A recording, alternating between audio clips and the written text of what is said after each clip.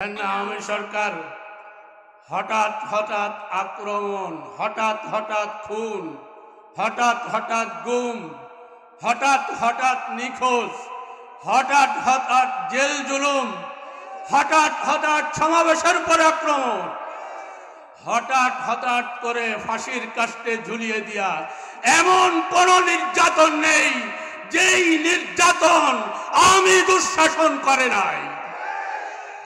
আরো জোরে বলেন ঠিক না বেঠিক?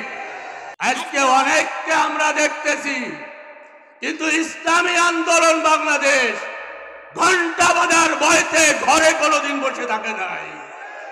এই আওয়ামী দুঃশাসনের সময়ও জেল জুলুম, অত্যাচার, নির্যাতন, এমনকি নায়েব আমির বরিশালে রক্ত দিয়ে হলেও সরোয়ারদী উদ্যানে সবকিছু বন্ধ করে দেওয়ার পরেও আমরা ময়দান ছেড়ে কোথাও পালিয়ে যাই নাই। আমরা ঘন্টা বাঁধার কাজ করেছি, কাজেই আমাদেরকে দুর্বল ভাববেন না, আমাদেরকে অসহায় ভাববেন না, আমাদেরকে যেন তেন ভাববেন না।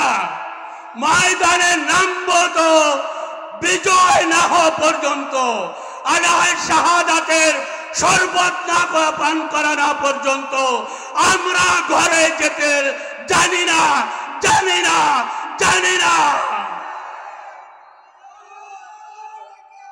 সংগ্রামী বন্ধুরা আমার, সংগ্রামী বন্ধুরা আমার, এই জন্য আমরা ময়দানে নেমেছি। নায়েব আমিরের একটা কথা বলেছেন যে উনি অনেক হুমকি দিয়েছিলেন, অনেকের অনেক প্রশ্ন, কিন্তু এই বরিশালের সময়, নির্বাচনের সময় বলেছেন যে চোখের পানি ঝরছে, রক্ত ঝরছে, এই আওয়ামী দুঃশাসনকে ক্ষমতার মাসনাদ থেকে বিদায় না করা পর্যন্ত আমি ফয়জুল করিম আর ঘরে ফিরে যাব না, আর ঘরে ফিরে যাব না।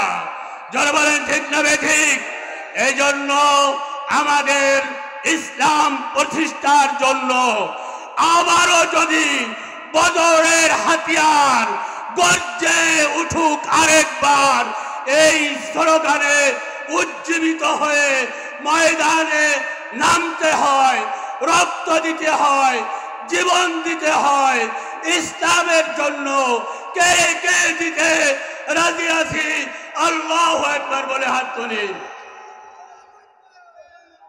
সংগ্রামী ভাইরা আমার,